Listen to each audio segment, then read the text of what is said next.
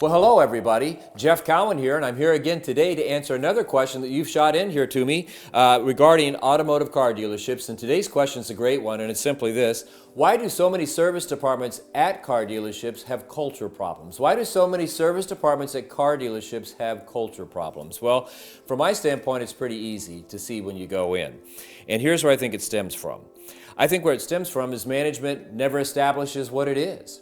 Many general managers and owners have never been in service. They come from the sales side. They don't understand service, so they kind of avoid it. And they never go to their managers and say, here's what we want. Managers, most of the time, are hired from a position where they've not had leadership and skills training. They've not had management training. They've not had sales training. So they just show up and kind of throw things to the wind. This is the way we've always done it. This is the way the last guy did it. So this is the way that I will do it. And here's what you have to understand when it comes to processes and culture in your dealership. You have to establish it. You have to make it clear what it is you want. Because if you don't, your people will. You have a culture. That's not in question. What's in question is who's setting it. And the problem with letting your staff setting it up is you won't know what it is and it won't be consistent. Now here's what I mean. Let's take the advisors. I go to dealerships all the time. And the average dealership has 4 advisors. And many times we see that there's 4 different processes.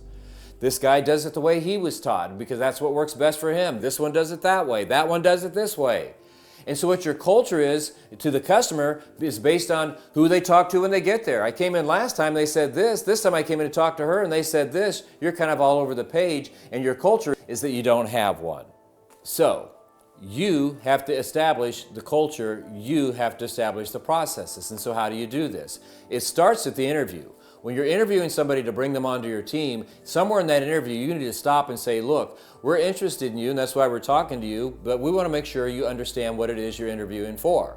Here at this dealership, here at this service department, here's how we do things.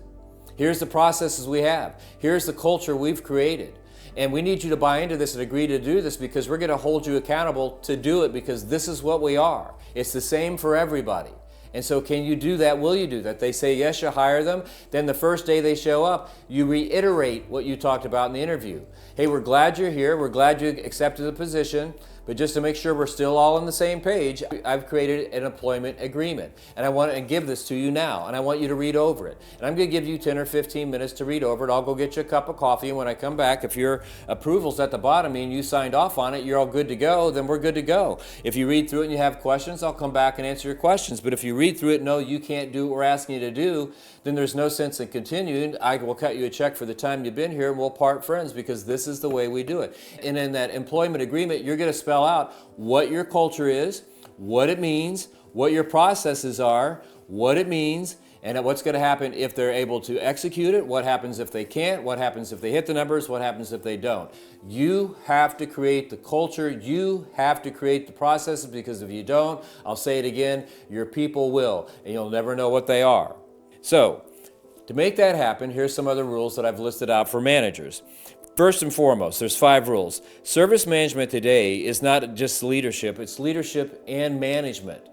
It's management. And it's not just management, it's even sales management. It's actually a 3-part job. It's leadership, it's managing, and it's sales management. To be in control of your department and make sure the culture and the processes are executed, you have to lead from the front. You can't lead sitting in a chair in your office. You can't lead driving from the dealership. You have to lead by being out there on the drive in the middle of the action with your people. You have to be out in the shop with your techs in the middle of the option. You have to lead. Number 3, you've got to be as good on the service drive and your BDC in the quick lube as your best person. You got to be as good or better. So when you step up and you ask somebody to do something and they say, well, it's so easy, let me see you do it, that you can do it flawlessly. Or if you see somebody struggling, say, here's the way we've taught this. There's obviously something that's not sinking in. Let me write up your next 5 customers. And you can see that I'm going to say everything exactly the way I'm asking you to say it. I'm going to do everything step by step exactly the way I'm asking you to do it. And you'll see how it works. You have to lead from the front. You have to be willing to hold everybody accountable. I know when you go to work, these are your friends and your family, and you'll spend more time with them than you do with your family. But above that, it's a business. You signed off, you've committed to the people with their name on the sign that you're going to get certain results. And you're going to get certain results by following a process that you've established. And if you can get those results, great. If you can't, somebody's going to be in trouble. And you don't want it to be you. So what are you going to do? You're going to hold your people accountable and tell them this. Listen, this is all about doing what we've paid you to do. And as long as you can do it, you can sit in that chair. But if any time along the way you decide you don't want to do it our way, or you can't do it our way, then you just simply can't sit in the chair. It doesn't mean I dislike you. It just means we're here to run a business, and we're here to do it a certain way. And as long as you do it, you're good to go. Because here's one of the big problems I see on service drives. I'll get there and they'll say, well, don't mess with him. Well, what do you mean don't mess with him? Don't train, he's the best we got. So I can't work with him, so what? I'll go over, let me talk to her. Well, don't, you can't talk to her. Well, why? Well, you understand, she may not be the best, but she's got kids she's got to take care of. She's a single mom, so you can't work with her. And so what happens is they're not held accountable to do what you're paying them to do. Or you get your number one advisor. This is typical too. They'll step up and say, I've been here for 15 years and I've never done anything wrong and I've got the best numbers here and I'm doing this and I'm not walking around cars and I'm not doing that process and I'm not doing whatever. And what you have to understand, it's not about one person. Because when you will let a person tell you that and then get away with it, you're now allowing them to tell you how successful you're going to be.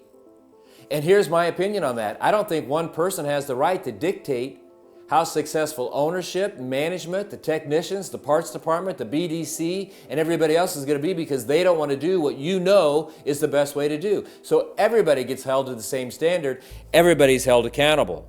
And I think the most important thing, though, when it comes to leading and having a culture and leading from the front is you're not doing it for the glory. You're not doing it because you get to sit in the chair. You're not doing it because you get to have the nameplate on the door that says that you're the superstar. You're not doing it for glory.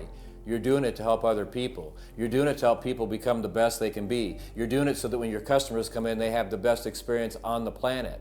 And if you approach it from that standpoint, that I'm here really to help others, whether it's the customers or my coworkers or my superiors, you'll be remembered. You'll get the job done, and you'll get the glory in the end. You will have people that look back and say, I was doing this in life, and then I met you, and you came in, and you invested your time and your energy, and you taught me how to do it, and my career went up here, and my life got better all because of you. You'll have ownership come to you and say, you know what, before you got here, we were down here, but you came in, and you held everybody to a higher standard, allowed us to be more profitable than we ever thought imaginable. You'll have ownership, and other managers come to you and say, you know what, we used to struggle keeping people happy around here, but you came in, and you set up a culture, and you led from the front, and we've got the happiest customers not only in the district and the region, but in the nation.